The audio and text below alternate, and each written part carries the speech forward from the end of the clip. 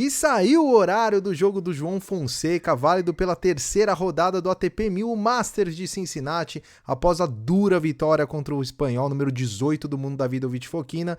O João Fonseca vai enfrentar o francês Terence Attmann pela terceira rodada e já saiu, acabou de sair o horário. O vídeo de hoje, obviamente, a gente vai falar todos os detalhes desse pré-jogo, puxamos aí todos os dados da carreira do francês, melhores resultados, estilo de jogo, pontos fortes, pontos fracos, o que o João precisa fazer para conquistar a vitória e aí rumar aí para uma quarta rodada, umas oitavas de final, que já tá sendo uma ótima campanha e o João entra como bastante favorito para esse jogo e a gente vai trazer todos os detalhes. Eu preciso muito pedir a sua inscrição aqui no canal, estamos aí batendo a porta dos 5.300 com nossa meta de pelo menos em Cincinnati chegarmos próximos aos 6.000 inscritos e para isso precisamos da sua ajuda. Se você gosta do nosso conteúdo ou se você está chegando hoje no canal, se inscreva e dá uma chance pra gente, que o conteúdo é muito bom aqui, a gente estuda muito, faz muita arte, a gente se dedica bastante para entregar conteúdo para vocês. Então vamos para a análise desse jogo. Será que o João Fonseca aí é favorito? Então vamos lá.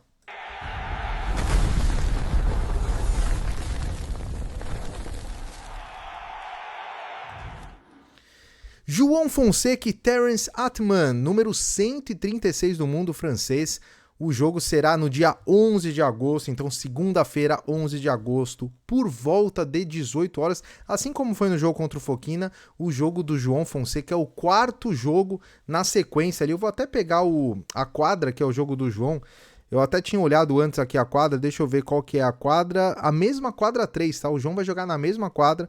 Então vai ter o jogo da Alexandrova contra a Joint, depois Cirstea contra Yuan, depois Tsitsipas contra Bonzi e em seguida João Fonseca contra Attmann. É o quarto jogo da quadra 3 com transmissão Disney Plus Premium. Então vamos lá analisar aqui esse francês, quais são as características dele, e tem um caminho já bem definido aí do João, né? Passou pelo Bu, passou pelo Fokina, tem o Attmann, então o Cobo perdeu para esse francês aí, o Cobo que seria um adversário duríssimo para o João até pelo estilo de jogo. Na minha opinião, o Attmann muito, muito mais acessível para o João, claro. Estamos falando de uma terceira rodada, não podemos subestimar o adversário, mas de fato é um adversário mais acessível.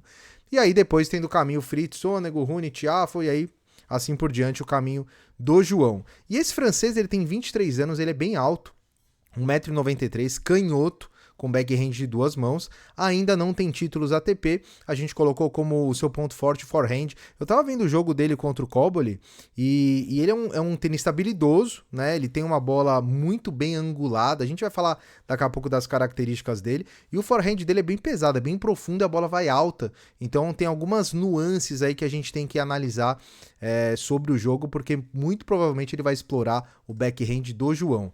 E quando a gente analisa as últimas 52 semanas do francês, ele tem 40 vitórias e 33 derrotas, vive um bom momento, né? Principalmente com essa vitória do Cobboli, que talvez tenha sido uma das maiores vitórias aí da sua carreira, e é no piso duro que ele mais se destaca e mais joga, né? São 35 vitórias e 25 derrotas no piso duro nas últimas 52 semanas. No Saibro ele tem 3 vitórias, 4 derrotas, na grama 2 vitórias, 4 derrotas, e não ganhou nem de top 10, nem de top 20, foi ganhar só de um top 50 nessas últimas 52 semanas, e só fez 14 jogos contra a top 100. Então, desses 73 jogos, só 14 foram contra a top 100. Então, o Attmann é mais um daqueles casos de jogador que mais nível challenger, que agora tá fazendo uma boa semana aí e tendo bons resultados, mas com certeza tá no ápice aí em termos de resultado de sua carreira. E falando das características aí do francês, a gente definiu aí 3 pontos fortes e 3 pontos a serem explorados ou pontos fracos. Saque pesado angulado, ele tem aquele saque de canhoto, né? O saque bom, né? Muita gente fala assim, o jogo é parecido, porque o João, normalmente ele tem dificuldade com o canhoto. Apesar que isso não é uma coisa que já vem acontecendo. Eu até puxei aqui os jogos do João. Nas últimas 52 semanas ele jogou 8 vezes contra canhotos. 2 vezes com o Leonard Chien, americano, ganhou ambos os jogos, o Next Gen Finals. Ele joga contra o Hugo Humbert na Davis Cup, na Copa Davis, e acaba perdendo, e depois perde pro Draper em Indian Wells. Então ele tinha ali 2 derrotas e 2 vitórias.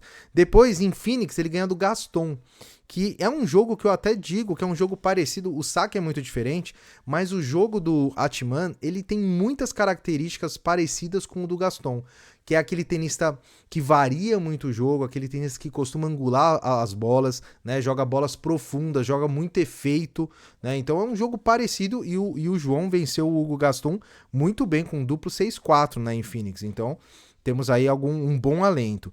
Depois disso, o João enfrenta o Learner Chen novamente em Miami, vence o americano pela 3ª vez, e aí ele vai pegar o Humbert e se vinga do Humbert, né? Conquista a vitória contra o Humbert ainda em Miami. E aí ele tem a derrota pro Draper em Roland Garros. Então são 5 vitórias e 3 derrotas. Quando a gente analisa, não é aquela coisa assim, o João tem muita dificuldade com o canto. Já não é bem por aí. Ele conseguiu fazer alguns ajustes no jogo dele que facilitaram aí a vida dele contra esses jogadores. Então, além do saque pesado e angulado, o Atman tem um forehand agressivo, né? Ele costuma controlar o jogo com o seu forehand, atacar, na verdade, com o seu forehand. E como eu disse, bolas anguladas, bolas profundas e pesadas. Ele fez isso muito contra o Cobbally. Então ele foi bem agressivo contra o Cobbally e conseguiu a vitória porque ele pressionou demais o italiano e sempre com... O que eu achei interessante desse jogo é que ele jogou muito as bolas dele com muito topspin. Então as bolas pesadas, fundas e altas, né? Então o que eu acho que ele vai fazer com o João? Ele vai explorar muito a esquerda do brasileiro. Ele vai tentar ficar jogando bola lá no backhand do João, bola alta, bola profunda lá na esquerda do João, para tentar deixar o João pressionado a cometer o erro. Então isso é uma coisa que tem que tomar cuidado. E como eu disse, variação nas trocas, né? Por ser um cara... Todo tenista canhoto é habilidoso, né? Assim como no futebol que a gente fala, o canhoto tem habilidade, no tênis também. E ele tem habilidade sim, ele consegue variar bem o jogo. Então joga na esquerda, joga na direita. O fato de ser canhoto, né, facilita isso também. Então isso é um ponto de atenção para o João, porque normalmente tenistas que variam demais o jogo atrapalha um pouco para o brasileiro. Como pontos negativos, o deslocamento defensivo. Um ponto que uma grande dificuldade do francês é quando ele tem que correr de lado, e principalmente no seu backhand. Então acho que o João tem que atacar na cruzada, no caso, né, porque o João com seu forehand vai cruzar no backhand do francês. E ali ele tem que tentar fazer o francês correr de um lado para o outro, e principalmente o backhand defensivo dele é ruim. Pelo que eu vi, não é nem de perto igual o forehand, então é um ponto a se explorar. Backhand previsível, como eu disse, né, o backhand dele não é igual ao forehand, então é um golpe mais para ele voltar a bola para a quadra. Então ele não tem muita variação no seu backhand. E o terceiro ponto negativo aí dele seria a baixa consistência, né? E constância, no caso, né? Regularidade. Então ele é um cara que do nada começa a errar muito. Então isso é comum em jogadores fora do top 100, né? Eles são jogadores muito menos consistentes do que aqueles jogadores top 30, por exemplo. Então, vai ter momentos do jogo que ele vai baixar a energia, vai começar a errar bastante, e o João tem que ser fatal, principalmente nesses momentos. Então, algumas características aí do jogo do francês. E, como eu disse, ele não tem títulos ATP, mas tem 4 títulos Challenger. Ele foi campeão contra o Haliak em Zhangjiang aí, desculpa, não sei falar, em agosto de 23. Depois em Guangzhou, em setembro de 23, ele é campeão contra o Pomans. Contra o Bu aí, ó, que o João ganhou na primeira rodada, ele é vice-campeão em julho de 24 em Granby. Depois em abril de 25 ele é campeão contra o Walton.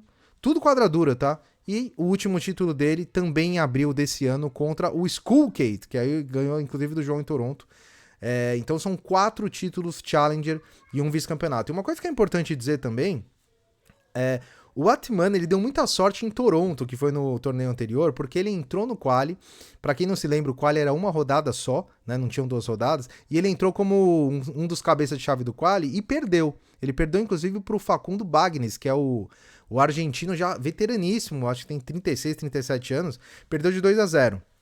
Como ele estava bem colocado ali em termos de ranking, e teve um cabeça de chave que eu não me lembro quem é agora, que desistiu da chave principal. Ele entrou como lucky loser no lugar de um cabeça de chave em Toronto. Então ele passou de bye na primeira rodada, ele entrou diretamente na segunda rodada, e aí ele perde pro Nava, pro Emílio Nava, que perdeu inclusive ontem pro Fritz, por 2-0. Então a campanha dele em Toronto, apesar de ter chegado à segunda rodada, ele não teve nenhuma vitória. E agora, em em Cincinnati, ele passou pelo quali, apesar que assim, os jogos que ele passa pelo quali não são jogos contra adversários difíceis, né? E na primeira rodada ele bate, acho que é um Nishioka, se eu não me engano, na primeira rodada.